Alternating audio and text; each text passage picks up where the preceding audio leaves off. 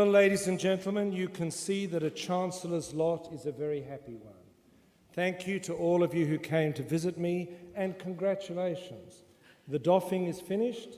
I'm told the rest of one's graduation day improves immeasurably. Enjoy it, and above all, be well, and congratulations on all that you've achieved. If you don't mind, ladies and gentlemen, I'd just like to mention 3 groups that have just graduated. The first is the 16 who got our highest awards, those the PhDs. You may have noticed that when they came across the stage, those that had their supervisors there, you could feel the spark. In fact, I sometimes wonder if I should wear sunburn cream because it just goes across and can burn you. But it is just wonderful to see the way 2 people have worked together. And I am positive that each supervisor gives a bit of themselves when they do and supervise a PhD. I believe those who've achieved this deserve another round of applause, but also those who helped them deserve it as well. Ladies and gentlemen.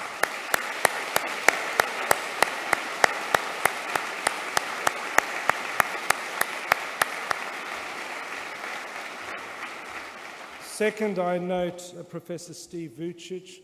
What an achievement, what a life. I don't know what else you've managed to do in your life, but you've been busy. And thank you very much for accepting this from our university.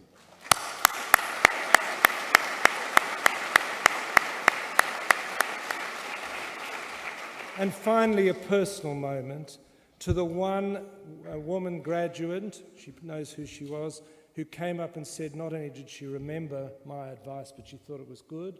In my opinion, she's going to go far, and I think she's someone to watch. Ladies and gentlemen, we now come to a very important part in today's ceremony.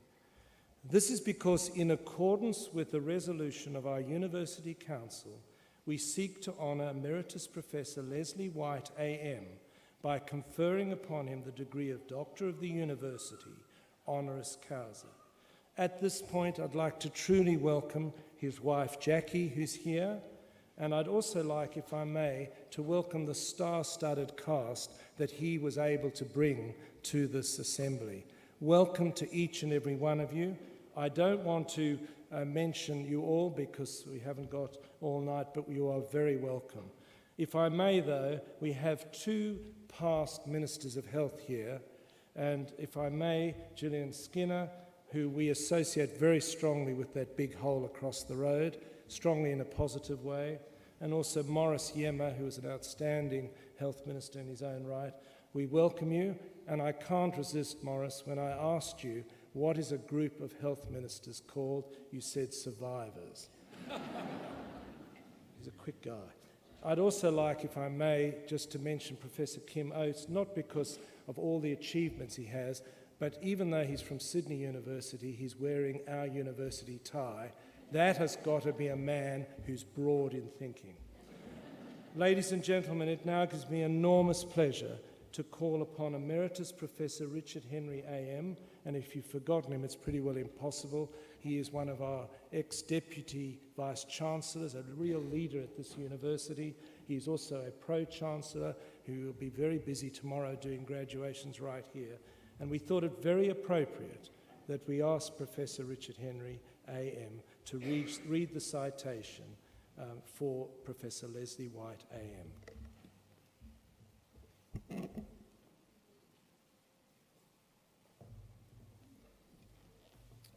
Thank you, Chancellor.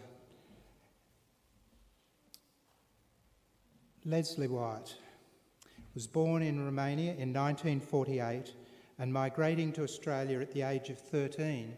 Professor White attended Randwick Boys High School before graduating from the University of Sydney with a Bachelor of Medicine, Bachelor of Surgery in 1972. His association with the University of New South Wales began in 1984 when he was first appointed to the School of Paediatrics as a senior lecturer. He became an alumnus of UNSW when he was awarded a Doctor of Science in 1991 for his significant contribution to international literature in the field of children's cancer. In 1998, Professor White again graduated from UNSW with a Master of Health Administration. Over the past 4 decades, Professor White has contributed greatly to the field of paediatrics. He is a clinician, an academic, a prominent children's health advocate, and a visionary leader in health policy reform and administration. As a compelling indication of his exceptional talent, Professor White was appointed the inaugural New South Wales Chief Paediatrician in 2010 and held the role until 2016. For outstanding service to medicine, medical administration and the community in the field of paediatrics, Professor White was awarded a Member of the Order of Australia in 2007. A distinguished contributor to UNSW, Professor White has devoted 35 years of his life to academic research and teaching at UNSW. During that time, he has trained, mentored and inspired many young clinicians and led significant curriculum innovation and development. Professor White has held many esteemed positions at UNSW, including his appointment as the John Beveridge Professor of Paediatrics in the School of Women's and Children's Health from 2005 until 2010. His research, carried out as an academic at UNSW, has directly contributed, both nationally and internationally, to the fields of children's cancer, health policy evaluation and reform, quality management, and children's access to public health. In 2016, he was awarded the title of Emeritus Professor, and he continues to have active involvement in innovative research at UNSW. He is a Chief Investigator with the recently completed NHMRC Care Track Kids project, the recipient of a 2019 UNSW Publication Award. The study, a first in Australia, seeks to inform and guide the appropriateness and safety of healthcare received by children. A visionary leader in health policy and administration, Professor White has held senior executive leadership roles across every level of the Australian health system. In 1996, he was appointed the inaugural Executive Director of the Sydney Children's Hospital, where he served until 2010.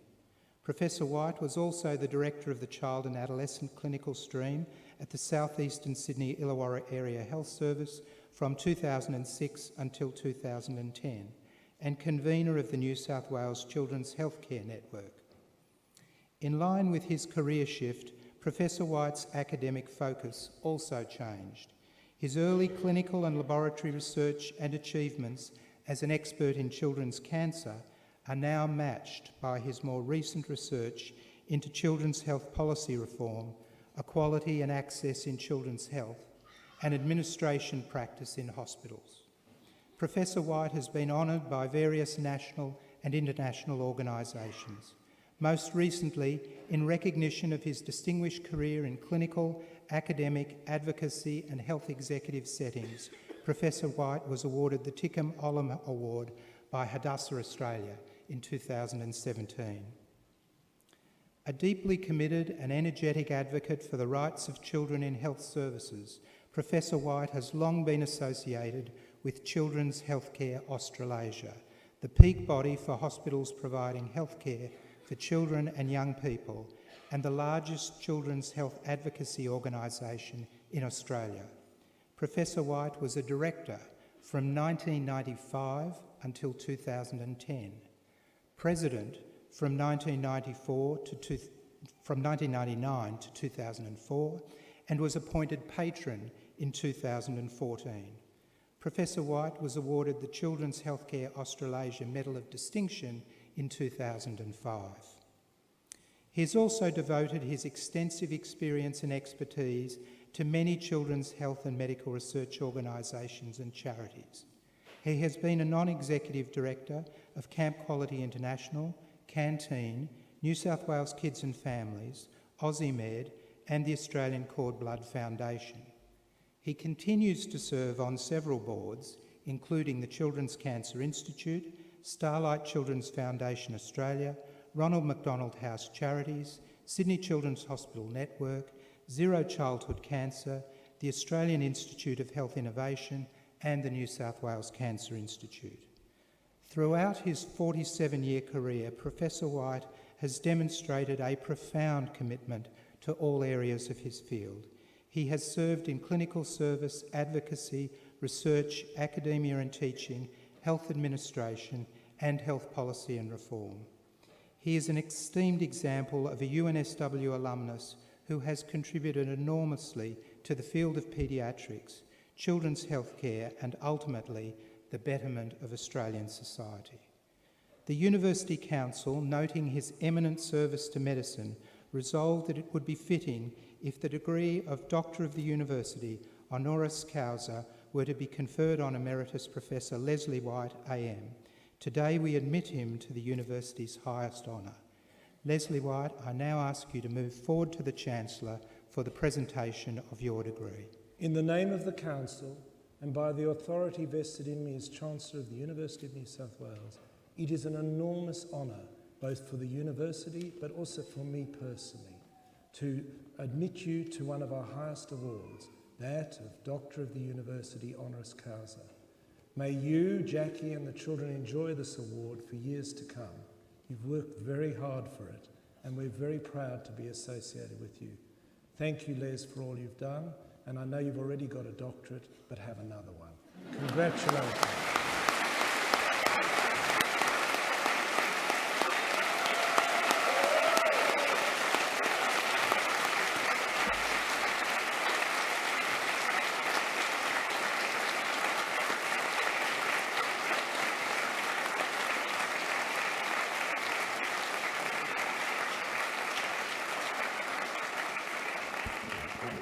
Ladies and gentlemen, the occasional address this evening will be given by Dr. Squared or Court, whatever it is, having multiples, Leslie White, and if you don't know who he is, you haven't been listening.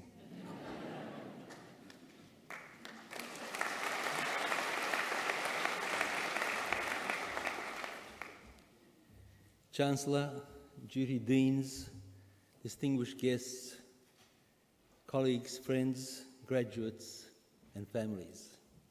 I too wish to acknowledge the traditional owners of this land, the Gadigal people of the Eora Nation. It is an enormous honour to be awarded this doctorate and to be offered the opportunity and the privilege to address you.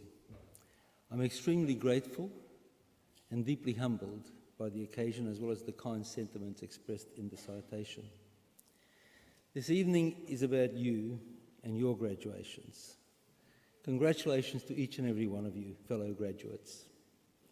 For you, these are degrees to which you have dedicated years of hard work and which mark key milestones in your lives. You have ahead of you a vast range of opportunities and professional experiences. I'm honoured to share with you some learnings from the near half century since my initial graduation. My first reflection is that you will face some challenging forks in your careers where a decision to choose one or other path is required. As daunting as that is at the time, whatever option you choose, you can make it work. There is no wrong choice. It is important to know the skills and interests you hold. You may be as fortunate as to know precisely what is your dream. But I have learned that passion and vision grow as you experience, embrace, and deeply understand the chosen field of endeavour. So quite different career directions can become highly productive and rewarding. What we all hope to do is to make a difference, and there are so many ways to achieve that.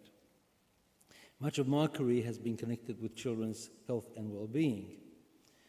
Those of you who studied medicine here at UNSW may have heard me say that there is no path more rewarding. That is my learned bias, and I am unreservedly passionate about all aspects of that work. But I did not know that when I started. My second reflection is my belief in the value of working in teams. That is the most useful experience I can share with you.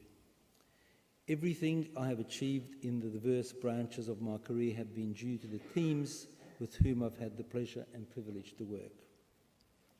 Of course, multidisciplinary teams are essential to healthcare delivery, But those principles also apply in managing large organisations and to all other domains of endeavour. The elements of good teams have been well described in the literature, and I have engaged in both research and practice domains of the field. What I would propose makes teams great, beyond good, is the mutual respect and trust that develops when you commit. That is not just a function of time and improvement with practice, but your capacity for empathy, kindness, and personal connectivity, seeking to appreciate not only the content, but also the context and emotion behind the contribution of your team colleagues. There is another group construct I have found less helpful, best described as a tribe. Tribes can manifest as silos, clubs, etc., depending on the setting. Like teams, tribes can be formal or informal, and they can evolve quickly, but can strengthen with time, especially under external pressure. This is a natural human instinct, a logical outcome of evolution and protecting one's own, often comforting and at times even productive. There are aspects of tribalism within teams, and it is useful to be aware of such normal tendencies. However, what distinguishes teams from tribes is purpose. Tribes serve and protect their membership. Teams seek to address a purpose beyond those benefits. I have been blessed and amazed by the dedication to purpose and the relegation of self-interest by so many wonderful colleagues over the years. I would encourage you all to reach out to your fellow humans in the exciting years ahead and to work in teams. One of the well-described determinants of working in teams is leadership. Leaders often define the direction of teams and create the culture that facilitates teamwork. I have learned from many and varied leaders, and I have appreciated the privilege to lead. You too will have opportunities to fulfill such roles, either planned or unexpected. Leadership comes in many forms: positional, professional, personal. You may already have key elements of leadership in your personality. But as with all things, there is much that can be learnt through appropriate training. It may be argued that leadership is not a role, but a behaviour. There are many styles of leadership and many models described in the literature. In my view, the attributes that promote working well in great teams are also the foundations of the style of leadership that will best address the challenges of today and tomorrow. Collective leadership within a caring culture promotes optimal teamwork. Mutual trust is mutually empowering. You have many years ahead to apply and test that advice. A recent guest of the Chancellor, speaking to alumni, emphasised soft skills, which I describe as interpersonal skills, important to teams and critical to leadership. The last theme I want to share with you is the art of balance. Challenging decisions tend to come with a spectrum of potential responses. There are often cogent arguments to support either end of that spectrum, and advocates attached to those contested views. I have often found that the best course is somewhere along that spectrum. I do not suggest that you sacrifice your principles, but rather that you seek to understand the problem in all its dimensions and consequences. Where to find that balance is a judicious exercise, not only in examining the evidence, the science of it, but also in understanding with empathy what people believe, feel and do, the humanity of leadership. All of us, and leaders in particular, need to balance the benefits of being strong with willingness to be humble and vulnerable. This is an exciting and pivotal moment in your lives, and I feel truly honoured to have been given the opportunity to share it with you. May I wish you all many wonderful and productive years ahead.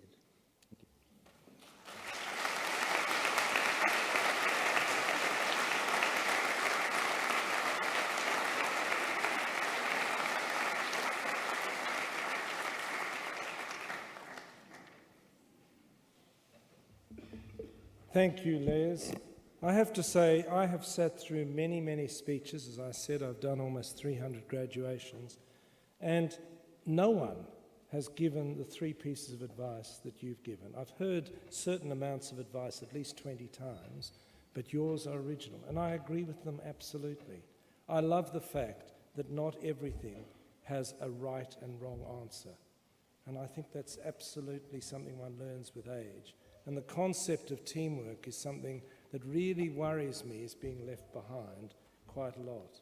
And understanding and empathy is inherent in what you do, and indeed your third piece of advice is very thin. I've got to say, you take a risk when you give somebody a doctorate like this, because unlike all the awards that you received, we tested you beforehand. What happens is we give the degree, and then they give the speech, and basically you don't know whether they're going to pass the test. Les, you passed the test with a high distinction. Thank you very much.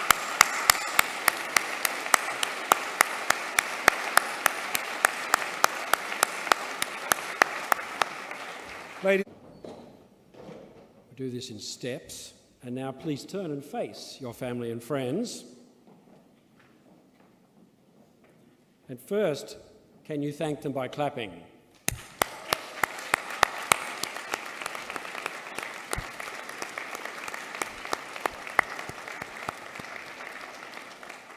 And salute them in the traditional academic way by doffing your caps to them.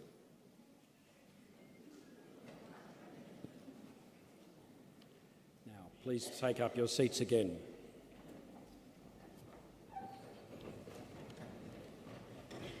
So, ladies and gentlemen, and Chancellor, this brings to the end the formal proceedings of this ceremony, the near 300th of our Chancellor, and we have plans for him to do another 300 or 400. Would the audience now please stand while the official party leave?